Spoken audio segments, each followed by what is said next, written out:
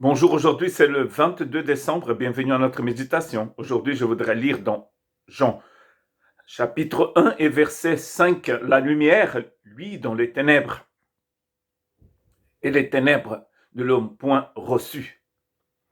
La lumière qui brille, mais les ténèbres ne reçoivent pas. D'ailleurs, les ténèbres ne peuvent pas recevoir cette lumière.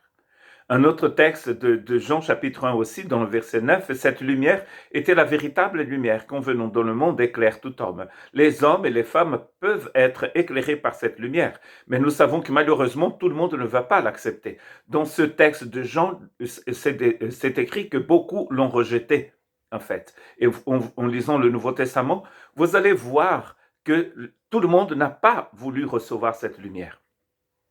Jésus, donc, celui qui est né à Bethléem, est donc la parole incarnée de Dieu.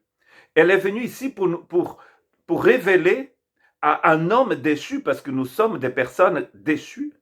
Et vous pouvez regarder donc le journal ce soir, vous pouvez lire sur Internet, et je pense que vous devez surtout regarder sur la glace, et vous allez voir qu'il y a des choses dans votre cœur qui ne sont pas très très jolies.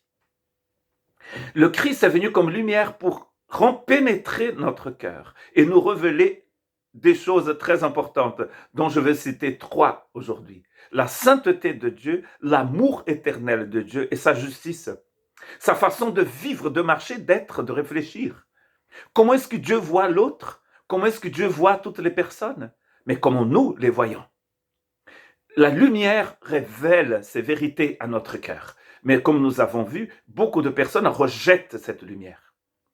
Il est venu comme vie pour nous souffler dans notre cœur la vie éternelle, nous donner une autre qualité de vie que celle que nous avons et que d'ailleurs qui passe très vite. Nous avons une vie spirituelle qui est morte, nous vivons dans un corps qui se meurt. Nous avons besoin de vie éternelle. Voilà pourquoi la lumière a brillé dans les ténèbres. Paul nous dit, et aussi Hébreu, que le Christ est l'image du Dieu invisible. Et il me semble que nous avons lu ce texte hier. Il est l'image du Dieu invisible. Nul ne peut voir Dieu. C'est cette lumière qui nous montre Dieu, qui révèle Dieu dans le cœur de l'homme.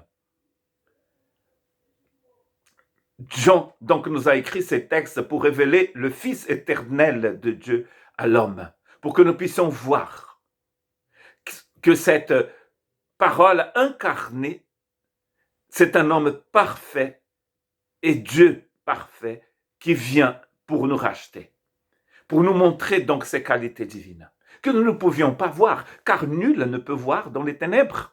Si la lumière ne pénètre pas notre cœur, nous ne pouvons pas voir Dieu.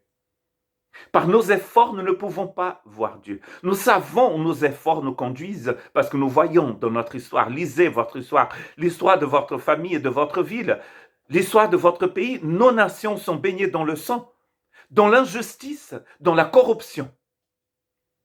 La lumière nous révèle Dieu, sa sainteté, son amour, sa justice.